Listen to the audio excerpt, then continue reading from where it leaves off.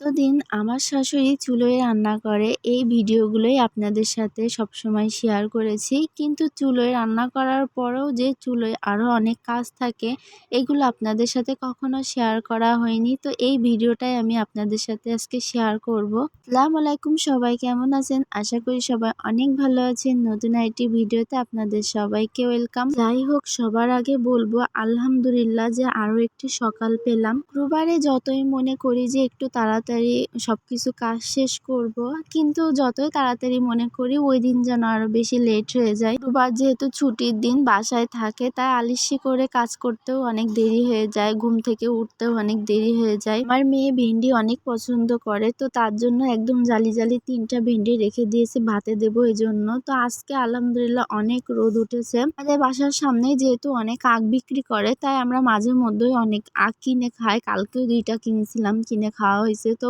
ওর যে খোসাগুলো ছিল এটা চুলোয় জাল দিতে অনেক ভালো হয়, তো এটা রোদে আজকে শুকাতে দিছিলাম। যেহেতু অনেক দিন ধরে বৃষ্টি পড়তেছে, তো আজকে রোদ দেখে সত্যি খুব ভালো লাগলো। আর রোদের থেকে বাসায় এসে দেখি আমি আর কিছুই দেখতে পারতেছি না, মানে অন্ধকার লাগছে সবকিছু। মাকে জিজ্ঞাসা করছিলাম রান্না কত দূর হয়েছে, আমার মেয়েকে খাওয়াবো এই জন্য। তো বললো আমার কষানো হয়ে গেছে, মুরগির গোশ রান্না করছিল। তো এখান থেকে আমার 1 পিস আলু আর 1 পিস গোশ উঠাই দিছিল। যাই হোক, আমার এই ভিডিওগুলো যারা দেখেন তাদেরকে অসংখ্য ধন্যবাদ। আর আমার এই ভিডিওগুলো যদি আপনাদের কাছে অনেক ভালো লেগে থাকে, অবশ্যই লাইক, কমেন্ট আর শেয়ার করে আমার পাশে থাকবেন। মা বাবাই বলেন আর শ্বশুর শাশুড়ি বলেন, তারা কিন্তু আমাদের মাথার উপরে একটা বট গাছের ছায়ার মতন। আলহামদুলিল্লাহ দুইজনই এখনো সুস্থ আছে আর ভালো আছে। আমি আপনাদের ভিডিওর প্রথমেই বলেছিলাম যে রান্নার পরেও আরো অনেকগুলো কাজ থাকে, হয়তোবা অনেকেই মনে করতে পারেন জাস্ট শুধু ভিডিও করার জন্যই হয়তোবা এতটুকু করে তার শাশুড়ি। এটা যদি কেউ মনে করে থাকেন তাহলে একদমই ভুল হবে, কারণ অরিজিনালি আমার শাশুড়ি মা সবসময় আমাকে এইভাবে সাহায্য করে। মানে আমি কখনোই রান্না করি না,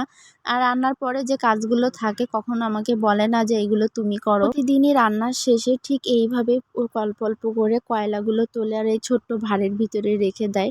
ছোট্ট ভাঁড় যখন একটু একটু করে ভরে যায় তখন বস্তার ভিতরে রেখে দেয় ঠান্ডা করে। এই টাউনের উপরে প্রত্যেক ঘরে কম বেশি করে এরকম কয়লাগুলো রেখে দেয়। যখন বস্তা ভরে যায় তখন ওই বস্তাগুলো বাসার পরে এসে ওনারা কিনে নিয়ে চলে যায়। যাই হোক, সবাই যদি মনে করে থাকেন যে এটা শুধু একটা ভিডিওর জন্যই করা, কিন্তু আপনারা সবাই ভুল ভাববেন। আমার শাশুড়ি মা অনেক ভালো। আর রান্নার পরেও দেখেন কিভাবে সুন্দর করে কাঠগুলো গুছায় রেখে দিচ্ছে। কাঠগুলো একটু নরম নরম ছিল। তাছাড়াও এইভাবে গুছায় রাখার একটাই কারণ, কালকে যেন চুলো জাল ধরাতে অনেক সুবিধা হয়। তো আজকের মতন ভিডিওটি এ পর্যন্তই। সবাই ভালো থাকবেন, সুস্থ থাকবেন। আল্লাহ হাফেজ।